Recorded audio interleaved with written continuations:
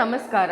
ಇವತ್ತು IPO ಅಂದರೆ ಏನು, IPO ಹೇಗೆ ವರ್ಕ್ ಆಗುತ್ತೆ ಹಾಗೂ IPO ಲಾಂಚ್ ಮಾಡಿದ್ರೆ ಕಂಪ್ನಿಗೆ ಏನು ಬೆನಿಫಿಟ್ ಆಗುತ್ತೆ ಅಂತ ನೋಡೋಣ. ಸೊ ಇಲ್ಲಿ IPO ಲಾಂಚ್ ಮಾಡಿದ್ರೆ ಕಂಪ್ನಿಗೆ ಹೇಗೆ ಎಫೆಕ್ಟ್ ಆಗುತ್ತೆ ಅಂತ ಡ್ರಾ ಮಾಡಿದ್ದೀವಿ. ಸೊ ಫಾರ್ ಎಕ್ಸಾಂಪಲ್ ನೋಡಿ, ಇವಾಗ ಒಂದು ಕಂಪ್ನಿ ಇದೆ, ಎಕ್ಸ್ ಅನ್ನೋದು ಒಂದು ಕಂಪ್ನಿ ಇದೆ. ನಾನು ಆ ಕಂಪ್ನಿ ಓನರ್ ಅಂದರೆ ಇವಾಗ ನನ್ನ ಹತ್ರ ಇರೋ ಕ್ಯಾಪಿಟಲ್ನ ನಾನು ಆಲ್ರೆಡಿ ಆ ಕಂಪ್ನಿಗೆ ಹಾಕಿ ಬೆಳೆಸಿರ್ತೀನಿ. ಆದರೆ ನನಗೆ ಅಡಿಷ್ನಲ್ ಕ್ಯಾಪಿಟಲ್ ಬೇಕು, ನಂದು ಕ್ಯಾಪಿಟಲ್ ಇಲ್ದಲೆ ನನಗೆ ಅಡಿಷ್ನಲ್ ಇನ್ನೂ ಕ್ಯಾಪಿಟಲ್ ಬೇಕು ಅಂದರೆ ನಾನು ಆವಾಗ ಸ್ಟಾಕ್ ಮಾರ್ಕೆಟ್ನಲ್ಲಿ ನನ್ನ ಕಂಪ್ನಿನ ಲಾಂಚ್ ಮಾಡ್ಬೋದು.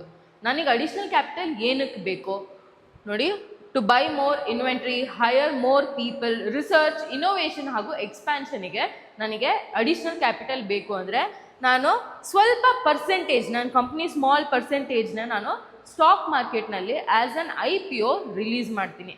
ಅವಾಗ ಏನಾಗುತ್ತೆ, ಫಾರ್ ಅಡಿಷ್ನಲ್ ಫಂಡಿಂಗ್ ನಾನು IPO ಲಾಂಚ್ ಮಾಡಿದಾಗ ಫಾರ್ ಎಕ್ಸಾಂಪಲ್ ಒಂದು ಶೇರ್ನ ನಾನು 500 ರುಪೀಸ್ನಲ್ಲಿ ಲಾಂಚ್ ಮಾಡ್ತಾ ಇದ್ದೀನಿ ಅಂದರೆ ನಂದು P&L ಪ್ರಾಫಿಟ್ ಆ್ಯಂಡ್ ಲಾಸ್ ಚೆನ್ನಾಗಿದೆ, ಕಂಪ್ನಿ ಬ್ಯಾಕ್ಗ್ರೌಂಡ್ ಚೆನ್ನಾಗಿದೆ ಹಾಗೂ ಸೆಕ್ಟರ್ ವೈಸ್ ಕೂಡ ನನ್ನ ಕಂಪ್ನಿ ಚೆನ್ನಾಗಿದೆ ಅಂದರೆ ಜನ ನನ್ನ ಕಂಪ್ನಿನಲ್ಲಿ ಇನ್ವೆಸ್ಟ್ ಮಾಡ್ತಾರೆ.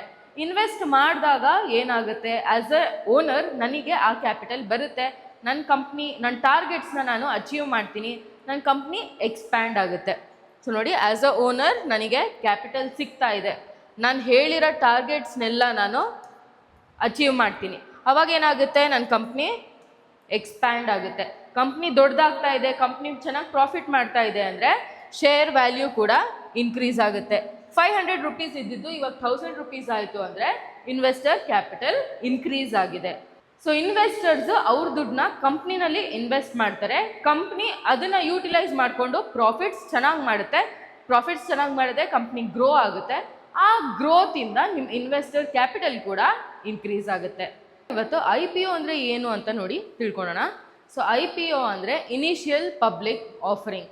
ಯಾವುದೇ ಕಂಪ್ನಿ ಸ್ಟಾಕ್ ಮಾರ್ಕೆಟಿಗೆ ಫಾರ್ ದ ಫಸ್ಟ್ ಟೈಮ್ ಬರ್ತಾ ಇದೆ, ಸ್ಟಾಕ್ ಮಾರ್ಕೆಟ್ನಲ್ಲಿ ಟ್ರೇಡ್ ಆಗಬೇಕು ಅಂದರೆ ಈ IPO ಪ್ರಾಸೆಸ್ನ ಕಂಪ್ಲೀಟ್ ಮಾಡೇ ಅದು ಸ್ಟಾಕ್ ಮಾರ್ಕೆಟ್ನಲ್ಲಿ ಎಂಟ್ರಿ ತೊಗೊಳೋದು.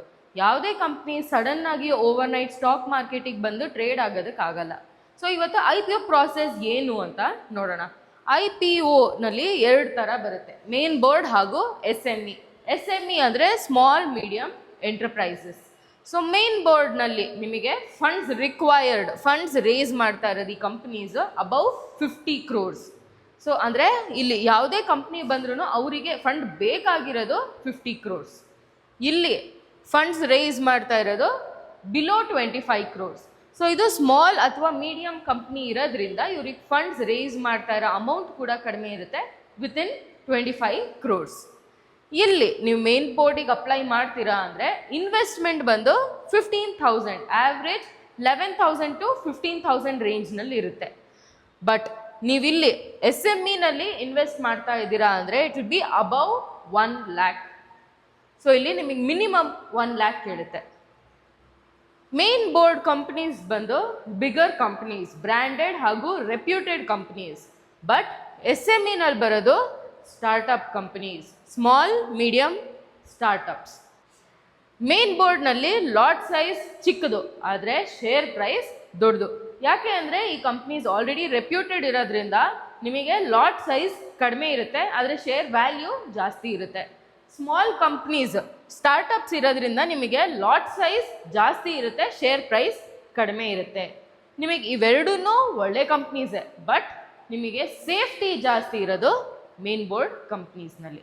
ಸೊ ನೀವು IPO ಅಪ್ಲೈ ಮಾಡ್ತಿದ್ದೀರಾ ಅಂದರೆ ಬಡ್ಜೆಟ್ ಫ್ರೆಂಡ್ಲಿಯಾಗಿ ಮೇನ್ ಬೋರ್ಡ್ ಕಂಪ್ನೀಸಿಗೆ ಅಪ್ಲೈ ಮಾಡ್ಬೋದು. ಇವಾಗ ನಾವು IPO ಅಪ್ಲೈ ಮಾಡಿದ್ರೆ ಅದು ಯಾವ ರೀತಿ ಪ್ರಾಸೆಸ್ ಆಗುತ್ತೆ. IPOನಲ್ಲಿ ಫಸ್ಟ್ 3 days, ಫಸ್ಟ್, ಸೆಕೆಂಡ್ ಹಾಗೂ ಥರ್ಡ್ ಡೇ ನಿಮಗೆ ಅಪ್ಲಿಕೇಶನ್ ಪೀರಿಯಡ್ ಇರುತ್ತೆ. ಒಂದು ಹೊಸ IPO ಲಾಂಚ್ ಆಗ್ತಾ ಇದೆ ಅಂದರೆ ನೀವು ಅದಕ್ಕೆ ಅಪ್ಲೈ ಮಾಡ್ಬೋದು, ಬಟ್ ನೀವು IPO ಅಪ್ಲಿಕೇಶನ್ ಪೀರಿಯಡ್ ಟೈಮ್ನಲ್ಲಿ ಮಾತ್ರ ಅಪ್ಲೈ ಮಾಡೋಕ್ಕಾಗೋದು. ಅದು ಅಪ್ಲಿಕೇಶನ್ ಪೀರಿಯಡ್ ಬಂದು ಫಸ್ಟ್ 3 days. ನೆಕ್ಸ್ಟ್ ಬಂದು ಅಲಾಟ್ಮೆಂಟ್ ಅಥವಾ ರೀಫಂಡ್ ಪೀರಿಯಡ್ 4th, 5th ಹಾಗೂ 6th day. So in case ನಿಮಗೆ ಅಲಾಟ್ ಆಗ್ತಾ ಇದೆ ಅಂದರೆ ಆ ಶೇರ್ಸ್ ನಿಮಗೆ ಫರ್ದರ್ ಕ್ರೆಡಿಟ್ ಆಗುತ್ತೆ. ಇಲ್ಲ ಅಂದರೆ ನಿಮಗೆ ಅಲಾಟ್ ಆಗಿಲ್ಲ ಅಂದರೆ ನಿಮ್ಮ ಅಮೌಂಟ್ ನಿಮ್ಮ ಬ್ಯಾಂಕಲ್ಲಿ ಹೋಲ್ಡಲ್ಲಿರೋದು ಹೋಲ್ಡ್ ರಿಲೀಸ್ ಆಗುತ್ತೆ, ನಿಮಗೆ ಅಮೌಂಟ್ ರೀಫಂಡ್ ಆಗಿ ಬರುತ್ತೆ. ಸೊ ಅದು ಯಾವಾಗ ಬರೋದು ಅಂದರೆ 4th, 5th ಅಥವಾ 6th ಡೇ. ಲಾಸ್ಟ್ ಡೇ ಬಂದು listing date 7th day. Listing date ಅಂದರೆ ಆ IPO ಸ್ಟಾಕ್ ಮಾರ್ಕೆಟ್ನಲ್ಲಿ ಟ್ರೇಡ್ ಆಗೋದು ಸ್ಟಾರ್ಟ್ ಆಗುತ್ತೆ. ಸೊ ಇನ್ ಕೇಸ್ ನೀವು ಒಳ್ಳೆ ಪ್ರಾಫಿಟ್ನಲ್ಲಿ ಇದ್ದೀರಾ ಅಂದರೆ ಲಿಸ್ಟಿಂಗ್ ಡೇಟ್ನಲ್ಲಿ ನೀವು ಎಕ್ಸಿಟ್ ಆಗ್ಬೋದು. ಅದನ್ನು ನಾವು ಲಿಸ್ಟಿಂಗ್ ಗೇನ್ಸ್ ಅಂತ ಕರಿತೀವಿ. ಲಿಸ್ಟಿಂಗ್ ಡೇಟಿಗೆ ಎಕ್ಸಿಟ್ ಆಗೋದನ್ನು ಲಿಸ್ಟಿಂಗ್ ಗೇನ್ಸ್ ಅಂತ ಕರಿತೀವಿ. ಅಲ್ಲಿ ನೀವು ಪ್ರಾಫಿಟ್ ಮಾಡಿದ್ರೆ. ಸೊ ಇವಾಗ ನೀವು ಒಳ್ಳೊಳ್ಳೆ IPOs ನೀವು ಚೆಕ್ ಮಾಡಿದ್ದೀರಾ, IPO ಚೆನ್ನಾಗಿದೆ ಅಂದರೆ ನೀವು ಅಪ್ಲಿಕೇಶನ್ ಪೀರಿಯಡ್ನಲ್ಲಿ ಫಸ್ಟ್ ಡೇನೇ ಅಪ್ಲೈ ಮಾಡಿದ್ರೆ ನಿಮಗೆ ಪ್ರಾಬಬಿಲಿಟಿ ಸಿಗೋ ಚಾನ್ಸಸ್ ಜಾಸ್ತಿ ಇರುತ್ತೆ. IPOಸ್ನ ಇಟ್ಕೊಂಡು ನಾವು ನಮ್ಮ ಕ್ಯಾಪಿಟಲ್ನ ಹೇಗೆ ಗ್ರೋ ಮಾಡ್ಬೋದು ಅಂದರೆ, ಇವಾಗ ಫಾರ್ ಎಕ್ಸಾಂಪಲ್ ವರ್ಷಕ್ಕೆ ನಾನು ಜಸ್ಟ್ 2 IPOನ ಕ್ಯಾಚ್ ಮಾಡ್ತಾ ಇದ್ದೀನಿ, ಬಟ್ ಅದ್ರ ರಿಟರ್ನ್ಸ್ 40 to 50% ಇದೆ ಅಂದರೆ ಆ 2 IPO ಇಂದಾನೆ ನನ್ನ ಕ್ಯಾಪಿಟಲ್ನ ನಾನು ಡಬಲ್ ಮಾಡ್ಕೊಬೋದು. ಇದು ಹೇಗೆ ಕ್ಯಾಚ್ ಮಾಡೋದು ಅಂದರೆ 40 to 50% ರಿಟರ್ನ್ಸ್ ಇರೋ IPOನ ನೀವು ಕ್ಯಾಚ್ ಮಾಡಬೇಕು. ಗುಡ್ ಕಂಪ್ನೀಸ್ ಆಗಿರಬೇಕು, ಸೇಫ್ಟಿ ಇರಬೇಕು, ಅದ್ರ ಜೊತೆಗೆ ನನ್ನ ಅನಾಲಿಸಿಸ್ ಕೂಡ ಅದನ್ನು ಸಪೋರ್ಟ್ ಮಾಡಬೇಕು. ನನ್ನ ಅನಾಲಿಸಿಸ್ ಚೆನ್ನಾಗಿದೆ, ಕಂಪ್ನಿ ಗ್ರೋತ್ ಆಗುತ್ತೆ ಅಂದರೆ ನಾನು ಅದರಲ್ಲಿ ಇನ್ವೆಸ್ಟ್ ಮಾಡ್ಬೋದು. ಇನ್ವೆಸ್ಟ್ ಮಾಡಿ 40 to 50% ರಿಟರ್ನ್ಸ್ ಅದು ಕೊಡ್ತು ಅಂದರೆ ನನ್ನ ಕ್ಯಾಪಿಟಲ್ ಡಬಲ್ ಆಗುತ್ತೆ. ಸೊ ಈ ರೀತಿ ನೀವು ಕೂಡ IPOಸ್ನ ಅನಲೈಸ್ ಮಾಡಿ ಕ್ಯಾಚ್ ಮಾಡ್ಬೋದು. ನೀವು ಇನ್ನೂ ಇಂಟ್ರೆಸ್ಟೆಡ್ ಇದ್ದರೆ ಕಮೆಂಟ್ ಮಾಡಿ. Thank you.